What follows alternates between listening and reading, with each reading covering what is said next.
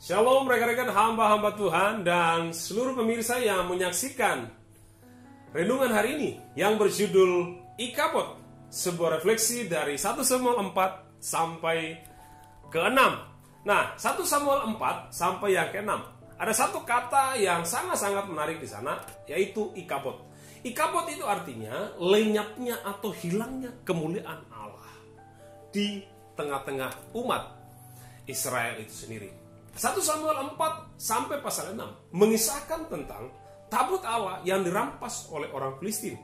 Tabut Allah adalah simbol kehadiran dan kemuliaan Allah di tengah-tengah umat Israel. Kemuliaan Allah itu bicara tentang apa? Bicara tentang kualitas.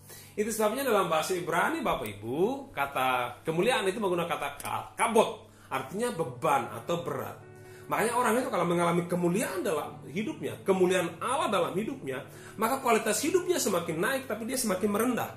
Dia semakin tunduk dan menghormati Allah yang memberikan kemuliaan itu. Nah, ada 3 dampak dari Ikabod bagi umat Allah. Ada 3 dampak dari kalau orang itu kehilangan kemuliaan Allah dalam hidupnya, atau lenyapnya kemuliaan Allah dalam hidupnya. Yang pertama adalah memberikan aura negatif yang berdampak luas. Memberikan aura negatif yang berdampak luas. 1 Samuel pasal 2 ayat 11 sampai 26 di situ disebutkan tentang kejahatan anak-anak Eli. Kejahatan anak-anak Eli di sana. Anak-anak Eli disebut sebagai orang-orang yang dursila. Mereka tidak mengindahkan Allah.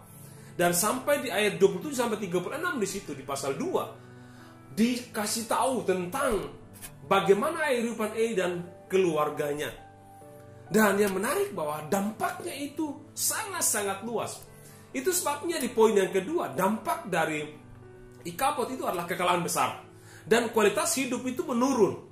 Itu terlihat dari 1 Samuel pasal yang keempat ayat 10 sampai 11. Itu sebanyak 30.000 orang pejalan kaki yang tewas. Itu baru pejalan kaki, Pak Ibu. Belum yang naik Gojek, naik Grab, yang naik mobil pribadi, yang naik pesawat, yang naik kapal laut, yang naik bis dan lain sebagainya ya. Itu baru yang pejalan kaki, Pak. Itu 30.000 orang yang meninggal. Bahkan kedua anak Eli itu, Hofni dan Pineas, juga ikut tewas. Bayangkan dampaknya ini sangat-sangat luas, Pak Ibu. Banyak orang yang meninggal di sana. Artinya apa?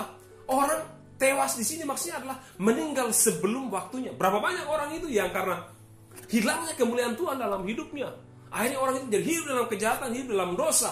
Bahkan banyak orang yang berakhir hidupnya lebih dari separuh hidupnya di dalam penjara. Kualitas hidupnya di mana? Termasuk ada orang-orang percaya di dalam Tuhan. Dampak yang ketiga dari Ikabod adalah mudah dikuasai ketakutan. Mudah sekali dikuasai ketakutan.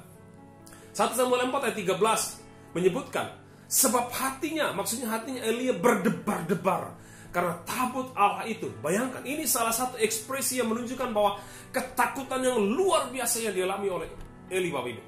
Ketakutan yang luar biasa sekali. Nah, kalau kita membalikkan 3 dampak Ikabod itu, maka ada 3 ciri atau tanda orang yang mengalami kabod atau kemuliaan Allah.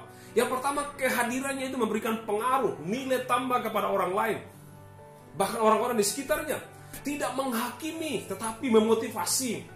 Tipe orang yang demikian adalah kehadirannya memberikan solusi, bukan membuat orang itu menjadi selotip, membuat orang berdiam diri saja, bukan. Ciri yang kedua adalah kualitas hidupnya semakin naik, bertumbuh cara pandangnya berbeda ketika melihat masalah atau mengalami masalah. Menghargai proses dan terus mengupgrade dirinya. Bahkan yang ketiga, ciri yang ketiga adalah dia menghadapi tekanan dengan penuh keberanian. Dia berani. Keberanian dalam menghadapi tekanan situasi baik atau buruk. Tidak mudah menyerah, apalagi bunuh diri. Percaya bahwa selalu ada solusi di dalam Allah. Itu ciri orang yang mengalami kabod. Tapi kalau orang mengalami kabod dalam hidupnya, hati-hati.